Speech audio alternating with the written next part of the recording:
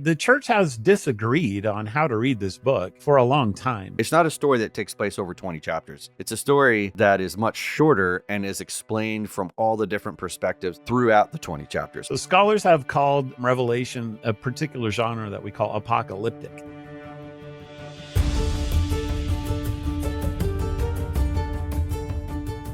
Welcome to Kingdoms Unveiled, where we're pulling back the curtain on the supernatural nature of your faith. We do believe that there's a kingdom of darkness. It is at war with our King, King Jesus.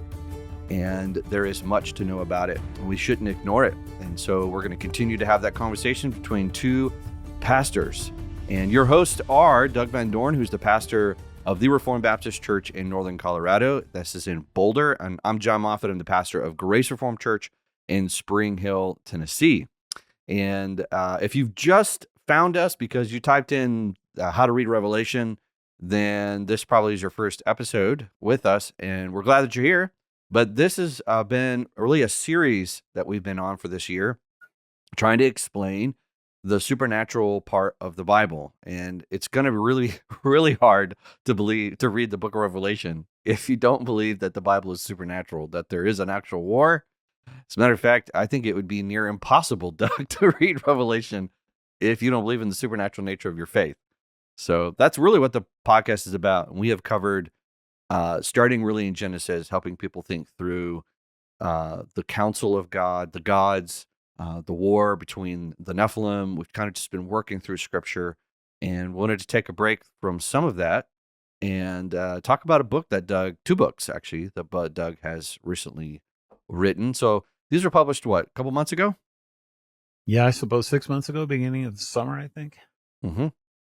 And there's the book, which we're going to talk about today, and then we'll reference the companion guide. And the reason why Doug had to do it this way is because trying to put all these charts and photos and graphs into the book, one, would make it enormous to try and read as a paperback. But two, it doesn't really work well. And so he created a companion guide. So my encouragement to you is when you do buy this, make sure you get both, because I remember reading it and you referenced the companion guide quite a bit. So Yeah. This will kind of help give you some visuals, and the book of Revelation is very visual in nature. So, all right, Doug. So this is we've been kind of doing a series. If you want to go back, we introduced this concept of understanding Revelation 2 episodes ago. So this is really kind of a third one. We're going to pick up where we left off on those, really starting in chapter 20, understanding the millennium. If you understand how the millennium works, and you have a little bit of an understanding of where our perspective is, that's going to lead us into today's chapter. So, Doug, we're definitely not going to talk about everything that's in the first two chapters, but we wanted to give people kind of an appetite and really think through how it is that we can read such a complicated book. So I'm going to throw it over to you and kind of talk to us about there's basically in your book, you argue there's two ways of reading Revelation. Why are there two ways? And explain what those two are, and then we'll start unpacking them. When people read most books these days, they read them cover to cover. So chapter 1, chapter 2, chapter 3, chapter 4. There's a few kinds of genres of books that you don't read like that, like a auto manual. You're hopefully not going to sit down and just start reading your auto manual chapter by chapter, right?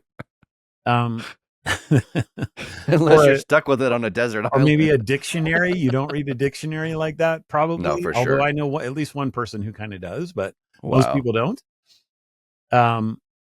So the point of that is that when you come to an auto manual, you understand that it's a certain kind of genre. It's something that when something breaks down, you look it up in the back, you try and find out what the problem is, you go to that section, and then you're hopefully done, right? Same thing with a dictionary. You have a word that you don't understand what the meaning of it is, and so you open up the part where the word is, and then you're done. So novels don't work like that. If you pick up a novel, you're going to start in chapter 1, you're going to read till the end of the book, and you're going to go consecutive in sequence of the numbers. And this is really how we read most things. I think people actually probably read the newspaper that way a lot. I didn't, because I always liked the comics best. And so I would go to the end and then I would go to the sports after that. But some people, they would sit down at night and they would read it cover to cover. I love Front how you page to speak back. about it in past tense. Yeah, newspapers, do they even exist? Right. Oh, dictionaries, do they even exist either? Yeah, no, we You just just use go Google online, for right? everything now. Yeah, exactly. It's crazy. So, yeah, I mean, the fact that we even have to say that shows that genre is something that you really have to think through. You have to understand Yeah. what you're looking at. Mhm. So when you come to the book of Revelation, the main question becomes, how should I read this book? Mhm. And I think most people just kind of assume that you read it the way that you would read a novel. You read it chapter 1, then chapter 2, then chapter 3, and you go all the way to the end. Of course, there's nothing wrong with that. And that's actually how it's meant to be read. Right. But is that how it's meant to be interpreted? And that's a different question. That's correct. All right. So um, this becomes a really, really big deal when, in terms of how we end up coming to our conclusions about what the book means. Mhm. And we'll give a good example here uh, based on where we came last time. And I'm going to read the end of Revelation 19 and then into chapter 20. And then we'll Mhm. just kind of talk about that. Okay. So it says, Then I saw an angel standing in the sun, and with a loud voice he called to all the birds that fly directly overhead, Come, gather for the great supper of God, and eat the flesh of kings, and the flesh of captains, the flesh of mighty men, the flesh of horses and their riders, the flesh of all men, both free and slave, both small and great. And I saw a beast, and the kings of the earth with their armies gathered to make war against him who was sitting on a horse and against his army. And the beast was captured, and with it the false prophet who was in its presence. Had done great signs by which he had deceived those who had received the mark of the beast and those who worshipped its image. These two were thrown alive into the lake of fire that burns with sulfur, and the rest were slain by the sword that came from the mouth of him who's sitting on a horse, and all the birds were gorged with their flesh. Then I saw an angel. Now that's the ESV. You could Mhm. translate that, and I saw an angel. Mhm. That's so different, so different. Yeah. We'll talk about that in a bit. I know we've Yeah. kind of mentioned that before, but let's keep reading. I saw an angel coming down from heaven, holding in his hand the key to the bottomless pit and a great chain. And he seized the dragon, the ancient serpent, who is the devil and Satan, and bound him for 1,000 years, threw him in the pit, shut it, and sealed it over him, so that he might not deceive the nations any longer until the 1,000 years are ended. After that, he must be released for a little while. Then I saw thrones, or again, and I saw thrones, and seated on Right. them were those to whom the authority to judge was committed. I also saw the souls of those who had been beheaded for the testimony of Jesus and for the word of God, and those who had not worshipped the beast or its image and had not received its mark on their foreheads or their hands. They came to life and reigned with Christ for 1,000 years. The rest of the dead did not come to life until the 1,000 years are ended. This is the first resurrection. Blessed and holy is the one who shares in the first resurrection. Over such, second death has no power, but they will be priests of God and of Christ, and they will reign with him for 1,000 years. And when the 1,000 years are ended, Satan will be released from his prison and will come out to deceive the nations that are at the four corners of the earth, Gog and Magog, to gather them for battle. Their number is like the sand of the sea, and they marched up over the broad plain of the earth and surrounded the camp of the saints and the beloved city. But fire came down from heaven and consumed them, and the devil who had deceived them was thrown into the lake of fire and sulfur, where the beast and the false prophet were, and they were tormented day and night forever. Hmm. So what have we just read? Well, we read really kind of four things. We read about a war Mhm. that seemed to end all things, and then we read about this millennium, and then we were transported into heaven where we see these saints reigning, and they're reigning with Christ for 1,000 years, and then we find another war, and that's what we've seen. So when you assume that the book is to be read consecutively, this is how we come up with this idea of premillennialism and Right. probably postmillennialism as well. Mhm. Because, well, chapter 20 obviously follows temporally after chapter 19. And that's where that word then in English is so important, because that's a translation of the Greek word kai, which Mhm. can mean then or and. But when Depending on you put context. Yeah. then, you are interpreting for the reader that this is to be read most likely temporally, Mhm. as in consecutively. So I saw this Mhm. war and then I saw. So that leads people to conclude, okay, this must be happening right after that.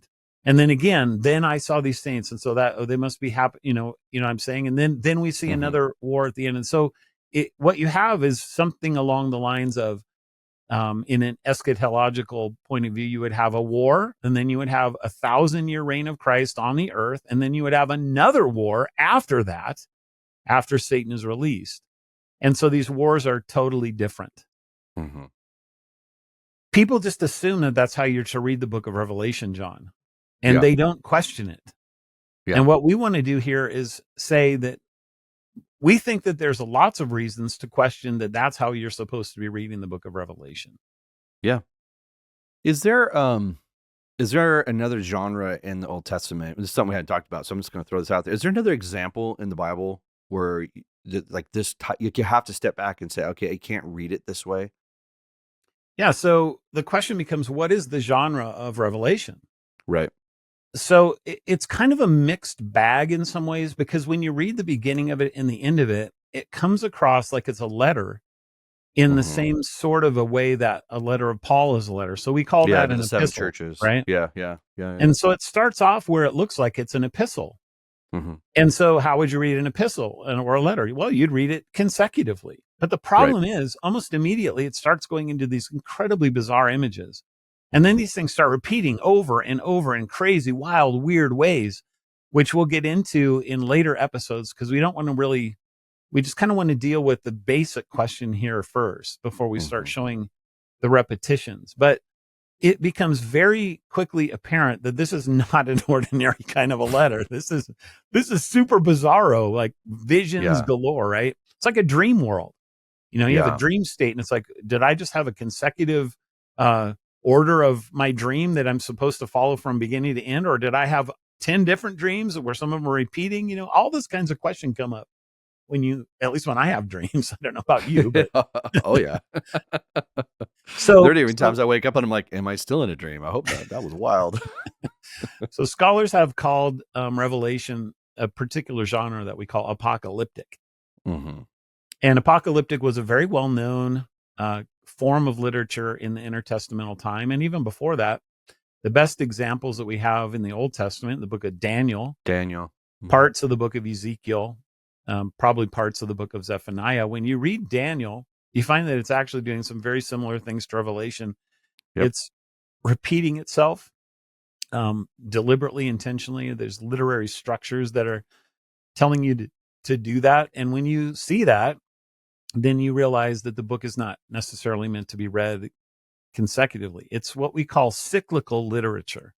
Mm-hmm. So it's telling a story from the same point of view over and over, or from a different point of view, but it's the same story over and over and over, so that you're getting different glimpses at the same thing. And when you do that, you can tell the story in a way that, you can intensify the way that you tell a story. You could zoom in on different parts of that story in the different parts of your book. You can do all kinds of literary things with it that will help people to zoom in on something that they wouldn't otherwise do if you were just writing it chronologically. Yeah. So there is, we were talking about this beforehand. There's a movie that came out in 2008 called Vantage Point. So thankfully, the movie gives you the key up front in the title, because when you start watching it, it's an assassination attempt on the president in Spain. And so when you watch it, it starts as any normal like action-packed movie would start, where you've got like he's speaking, and then there's an explosion and there's chaos, and then all of a sudden you're now without explanation, without anything, boom, you're like, it's a cut scene, and you're at another, and so they're driving in a car, and they're getting out of the car, and they're walking over here, and you don't realize that it's a repeat of the same scene until the bomb goes off again. That's how you know. When the bomb goes off, you're like, oh, that's not a second bomb, because they showed the same explosion, but they showed it from a different perspective.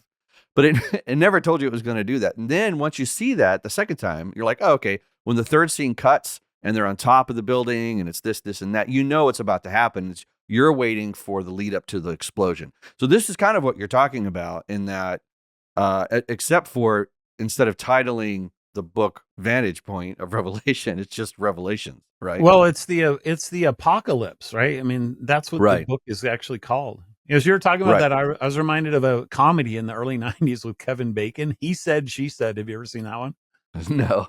Same idea. Like, you get this story of something that happened, but you don't realize it's being told totally from the dude's point of view.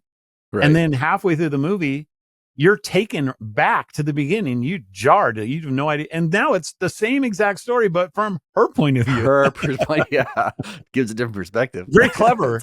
And Yeah. you're repeating the exact same events. Right. So that's the argument of what you're saying, is that when you read Revelation, it's actually giving you perspectives of the apocalypse. Is that what you're arguing? Exactly. And in fact, our earliest readings in church history of the book of Revelation are cyclical readings. They're not consecutive readings. So when this you is say not like, cyclical, I don't know if you want to hop into this now, but what do you mean by cyclical? well, Which is okay, the title so of the book, right? Circles of Revelation. yeah, Rings of Revelation. Or We'll sorry, get into rings. that Sorry, more. rings. Yeah, we'll get into that more next time of why I titled it that. But this is part of the reason. So a ring composition is a specific kind of composition that we call it a chiasm, but it doesn't necessarily have to be that way. The point is that it begins and ends kind of at the same place. Right. And so what happens is, in a ring composition, you could theoretically write several different rings and kind of weave them together. And so, if you go and read with a very deliberate thing in your head, that what if this thing is actually repeating itself?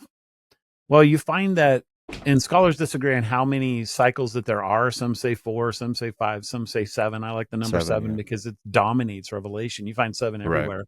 Yeah. So the idea would be that chapters 1 through 3 are giving you a presentation of, in that case, the 7 churches. It's a letter to the 7 churches. But those 7 churches and the things that are said to those 7 churches, John, they keep repeating over and over throughout the rest of the book. And that part's pretty obvious. And it's wild, man, in some crazy ways that I think about. When you start digging into this, you go, how in the world did a human being write this? Yeah. Because it's nutty, man. I mean, you've got same exact themes that appear into one church will appear at the very end of the book and stuff like that. So then you change it to a different kind of a scene, the vision of the 7 seals, chapters 4 through 7, and then it ends. And then you get chapter 8 through 11, the 7 trumpets, and then it ends. And you could think about the 7 things, right? You get the 7 trumpets, the 7 bowls, the 7 this, the 7 that. It's like, why is it doing that? Well, it's because in this way of reading it, when you come to the end of one, you're starting a new one, and it's just simply telling you the same thing, but from the perspective, instead of a bowl, it's a trumpet. Right. Okay, so there's 7 of these. And when you come to the last 4 of them, especially the last 4 of them, you start seeing that there's wild repeating ideas with regard to a war. So Revelation 27 through 10, we saw that when we read that's a battle. Okay, it's kind of the final battle where Satan is locked up. If you go back and read Revelation 19, the last 3 verses, which we started that reading with, you find that it's also talking about a battle, and you find that some similar ideas are appearing. So they're being gathered together in both places. It's kings and nations that are being gathered together. You find that there's burning with sulfur and fire in both. You find people are being thrown into the sulfur and fire in both.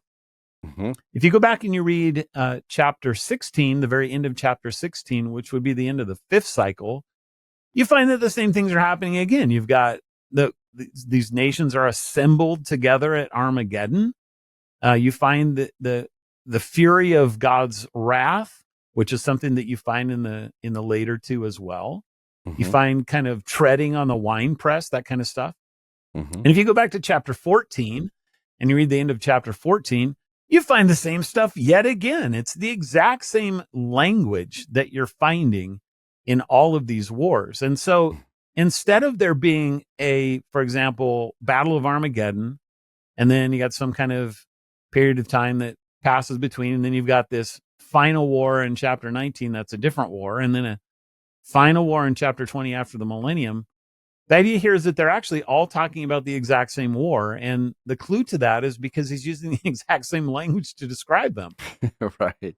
Yeah, so I mean that's the idea. So there's like 7 of these cycles, and they'll take you Okay. from the beginning of a point of view to the end of what they want to do. And generally speaking, they're taking you kind of from the beginning of when John is living until the Mm-hmm. end of time. And then they go back and they do that from the beginning to the end of time, from the beginning to the end of time. So basically the last 2,000 years. There's, like I said, telescoping. So sometimes it'll just Mm-hmm. focus more on the end. Sometimes it'll focus more on the beginning. And the biggest way that this will happen that you can see that I just find really mind blowing is in chapters 12 and chapter 20. Okay. So before we, yeah. Yeah, I'm gonna let you finish there because the question I'm about to ask you is it might deter you. So go ahead and finish that thought, and then I'll ask my question. So you want me to go into chapter 12 and 20? Yeah, maybe not. Maybe let me ask my question. Okay, go ahead. Okay, so John is writing this in your mind, and you just kind of you've given us a massive key to reading it. Like, okay, as you read this, be looking for the perspectives. Right, here's the perspective coming from the churches, and then he starts changing. We could say perspective, you could say vantage point, whatever it is, but where the thought process is, we're supposed to be having more data coming at us about this particular, and my question is, what are we reading? Like, what are we supposed to be looking at? What's the point of the book, and why are we reading that? So that as we're thinking about these different vantage points, and you get to this end point that you're about to talk about, what are we looking at?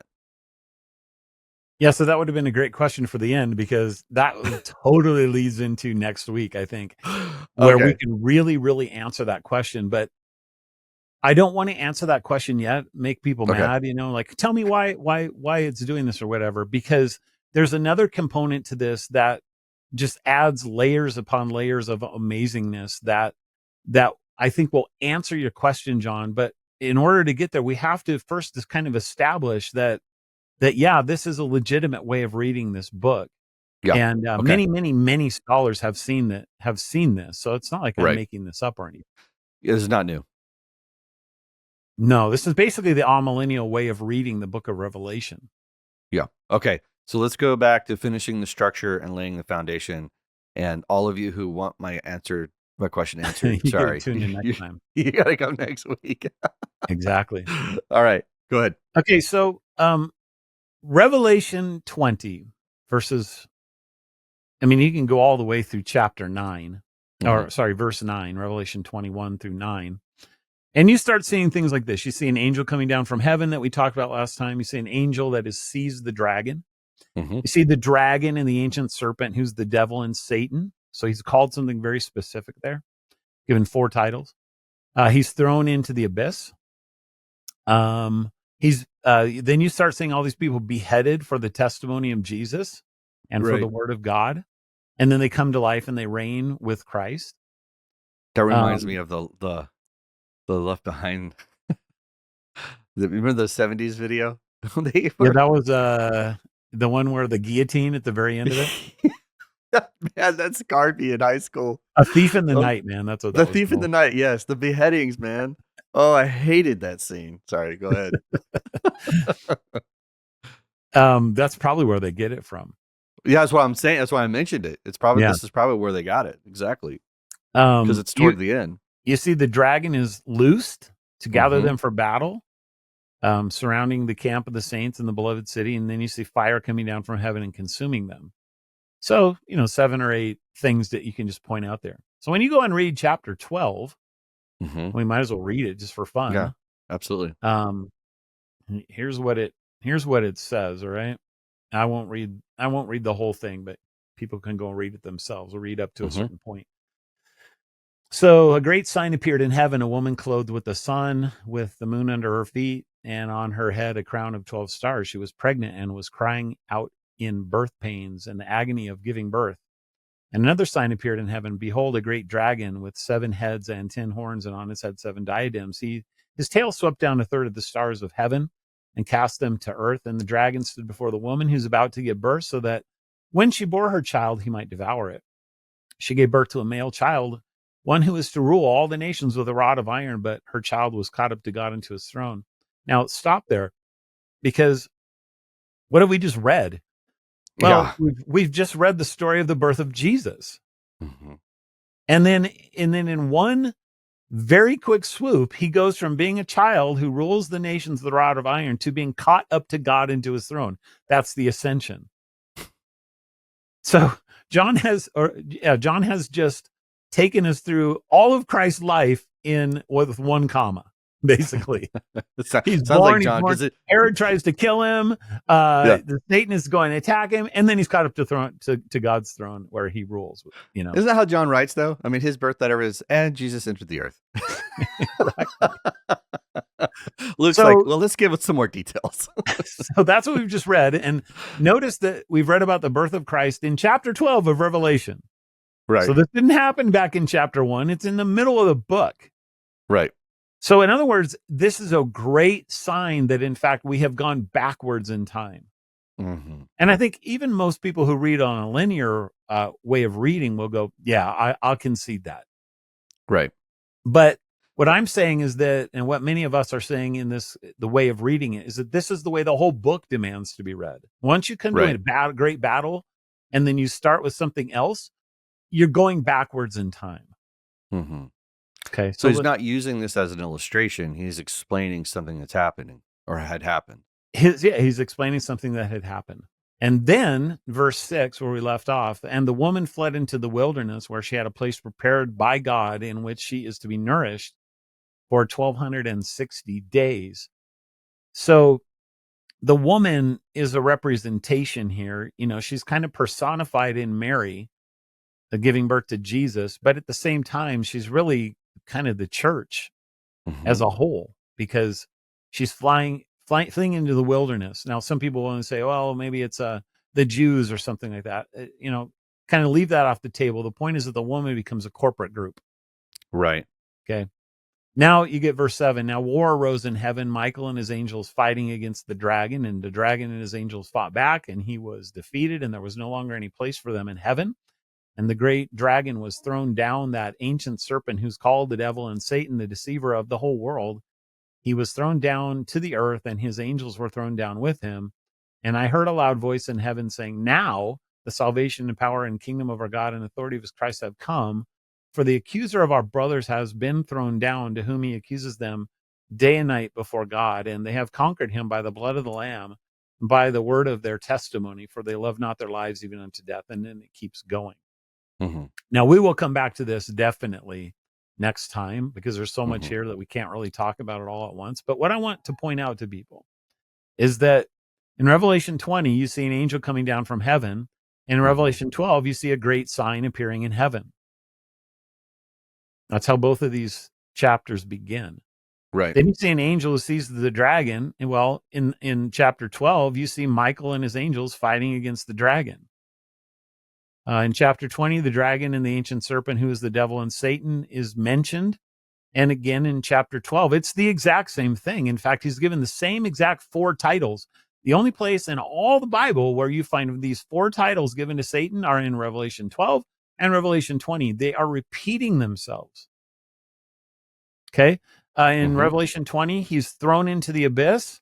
In Revelation 9, the great dragon is thrown down. Now, remember what we said last time about the abyss, how it's his home. It's Leviathan's home.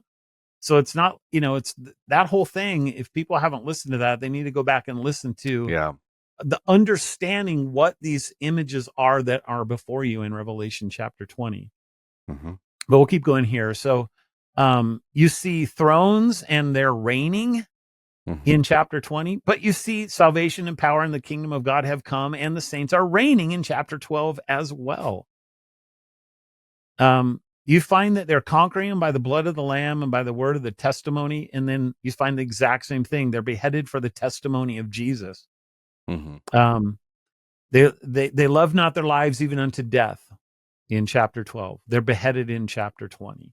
The dragon goes off to make war against the offspring. Well, it's the exact same thing in chapter 20. After he's loosed, he Right. goes off to make war against the church. And then fire comes out of heaven in chapter 20 and consumes them. And then if you keep reading in chapter 12, you see that the earth comes to help and it opens its mouth and swallows the river that the dragon had poured out from his mouth. So my point is that when you read these two chapters in parallel, they're saying the exact same thing, but they're doing it in Hmm. slightly different ways. But they're using all kinds of the same language to help you see that, in fact, they are repeating a cycle. Hmm. So it's one story, which we'll get to what that story is in a minute, in next week. It's one story that doesn't unfold over chapter 1 through chapter 20, right? It's actually one story that keeps giving you different perspectives. In other words, think of it as being a shorter story. It's not a story that takes place over 20 chapters. It's a story that is much shorter and is explained from all the different perspectives and vantage point and data throughout the 20 chapters. So it keeps, Exactly.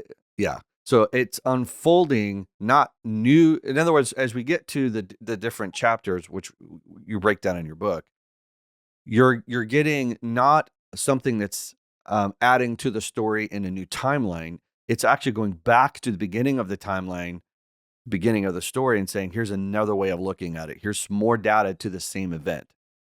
It's literally it's like almost like if you were to build a house, you start with the foundation, then you go to the walls, and then you go to the doors and the ceiling. That happens over 20 chapters. Yeah, exactly. You're building the framework of your wall. Okay, you've put that wall Hmm. in. Well, now you have to go back to the wall and you have to put the drywall on it. And then Right. you have to go back to the drywall and you have to texture it. And then you have to go back Hmm. to the drywall and you have to paint it. So you Right. keep going over and over to the same thing, but it looks different every time that you do it. Right. So So when you this get has to the end, then you have the whole thing. when you get to the end, you have the whole thing. And the last two chapters are really kind of standing as standalone uh, in the book of Revelation, but also standalone because they're taking you really back to the beginning of the Bible, Hmm. to show that the whole Bible is bringing you from the Garden of Eden back to a greater garden, sort of an idea. Yeah. So So really, play a little advocate here. So Doug, if you don't read it this way and you decide to read it linear, what's going to end up happening? okay, so what you have in a linear reading is kind of a very literalistic, extreme way of doing it would be the Left Behind series, that kind of a Hmm. thing. Right. So you have kind of a map given for this timeline of something that's coming in our very near future, usually a 7-year tribulation. And then all the details are laid out for how the tribulation is going to unfold. And at the end of the tribulation, you have this war. And then Jesus returns to live physically on the earth as in the way that they read it. Now, and then after that 1,000 years is over, then you have Satan being let loose. Then you have another war that takes place after the millennium, and then kind of the second coming happens after that. Right. So it really changes. I mean, it's Well, fair I to don't even know if say, it would be called the second coming, right? Because the second yeah, coming for that view is actually when he comes at the beginning of the millennium, that's right? right. That's absolutely right. So there's a third coming. It kind of. I mean, I don't know what else to call it because yeah, it's kind of strange. Right. So if you don't if you end up not using what it seems to be the structure that John, I mean, pretty obvious. We're going to get into more of this next week for sure. But this is not an unusual way of reading apocalyptic language. You already argued that in the Old Testament, those and John would have known the Old Testament. He would have known of Daniel. He would have understood how that type of language works. So when John writes his letter, he's using a form that people would be familiar with. For instance, Doug, when you and I hear someone speak or we start reading something and we understand that there's like 6 words and the first sentence and the second sentence end up having words that match in tone. What do we typically understand that to be? It's a poem. Like, oh, all of a sudden you're reading this and there's a flow of thought and there's a point to it, but the way in which it works is that it also rhymes and it has a connection to it. And so we wouldn't understand, oh, I'm reading a poem. So if John is writing this and he's writing it to the believer, he starts using a structure. They should go, oh, John's writing apocalyptic. And so in their mind, that triggers, I'm going to read it this way. That's the argument you're making. Exactly. And this was a very, very popular form of genre and literature at the time of Jesus. I mean, we have many apocalyptic books. And by the way, folks, they were never in the Bible. They were not lost books that somebody took out at Nicaea. They're simply Jewish books that were never considered scripture, that were interesting takes on usually famous men from the Old Testament. Mm-hmm. And then the Christians started doing the same thing with the guys from the New Testament. So we have all kinds of apocalyptic literature that shows us that this is a very different form of writing, of telling people a story than really what we are accustomed to thinking of, unless you use those kind of movie examples that we find every once in a while coming out of Hollywood. Right, which we'll talk about. Anyways, so this is, I think, something, Doug, that has been so powerful and helpful to a lot of people. The culture and literature influenced the writers of the Bible. I mean, Paul used culture a lot, and he used literature a lot, and so did Peter. So it's not wrong to understand and look at, okay, what was going on in the culture at that time? What was popular literature at the time? How did they? I mean, we even do this, Doug, when we're trying to understand words, because there are times where there's a Greek word in the New Testament that's only used once, and we're like, well, how else was it used in popular writings? So we can get a proper understanding. Right. You know, I was thinking about the song, you and I were talking about this, God Rest You Merry Gentlemen. And that song originally was written like back in the 17th century, like 1650, I think it goes back. Have you done any research on this psalm at all? I know you and I were talking about it. Have you done any research on this song? I thought it was 18th century, but 17th is probably right. Well, it goes back. It's popular printing that we know today is the 1800s, 18th century. But even the word merry, gentlemen, and rest, God rest you, like those words had different meanings back then to how we understand them. And so it's healthy. Like, you know, you can even think about words today. I mentioned this, to say that I am gay today and to say I am gay 100 years ago. Or even in the Flintstones, because we'll have a gay old time. Have a gay old time. That's right. Meet the Flintstones. Right. Wow, I totally forgot about that. But it means happy, right? So to say that there wasn't a genre or structure that the guys, the writers like John would use for his readers, saying they would understand this, they would feel this. I had one recently in 2 Peter uses a Roman concept where it talks about entering into the kingdom like richly. That's how the Roman soldiers would come back. I mean, this Peter's writing to the provinces of Rome, and they know how the soldiers came back.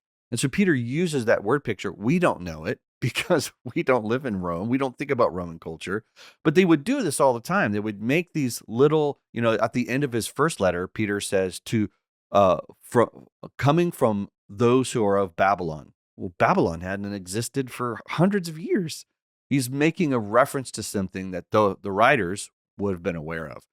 And the reason I'm going on this long dialogue here is because I think it's important to understand that, one, this style of reading, the style of writing was definitely used in the Old Testament. During the time that John is writing, it was a popular genre. It was something that people were used to. So they would have picked up on it right away. Oh, this is what John's doing. He's telling us this story, which we're going to get to next episode. And he's explaining it from these vantage points, which then leads us to next week. Doug, what are we talking about next week? Well, let's try and answer your question about why.